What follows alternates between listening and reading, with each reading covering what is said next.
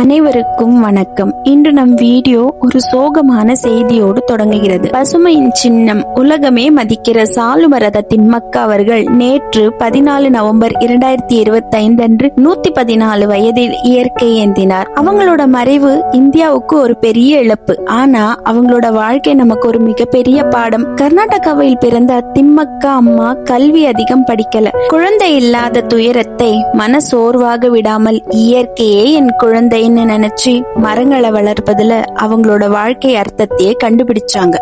அவங்களும் அவங்களோட கணவரும் சேர்ந்து ஸ்டேட் ஹைவே 94 குடூரிலிருந்து ஹுலிக்கல் பாதையில் 385 ஆலமரங்களை நட்டாங்க. குடுவை எடுத்து சென்று தினமும் தண்ணீர் ஊற்றி வளர்த்தாங்க. இன்று அந்த 385 ஆலமரங்களும் ஆயிரக்கணக்கான பேருக்கு நிழலும் காற்றும் பசுமையும் கொடுக்குது.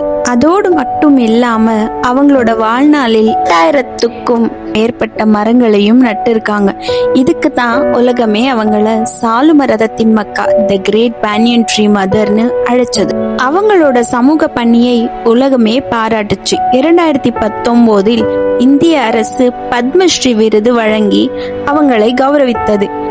பல சர்வதேச அமைப்புகளும் அவங்களை என்விரான்மெண்டல் ஹீரோன்னு பாராட்டியது. இன்று திம்மக்கா இல்லை, ஆனா அவங்களோட மரங்கள் நமக்கு ஒரு விஷயம் சொல்லிக்கிட்டே இருக்கு. நாம் செய்யற நல்ல செயல்கள் நம் இல்லாத பின்னும் உயிரோடு இருக்கும். அவங்களோட வாழ்க்கை நமக்கு ஒரு பெரிய கருத்து. படிப்பு, பணம், பின்னணி வேண்டியதில்லை. நல்ல மனசு இருந்தாலே உலகத்தையே மாற்ற முடியும். இன்று திம்மக்காவை நினைவு கூர்ந்து நாமும் குறைந்தது ஒரு மரமாவது நட்டா அது நமக்கும் நம் அடுத்த தலைமுறைக்கும் ஒரு பெரிய பரிசு. சாலுமரத திம்மக்கா அவர்களுக்கு நம் மனமார்ந்த அஞ்சலி.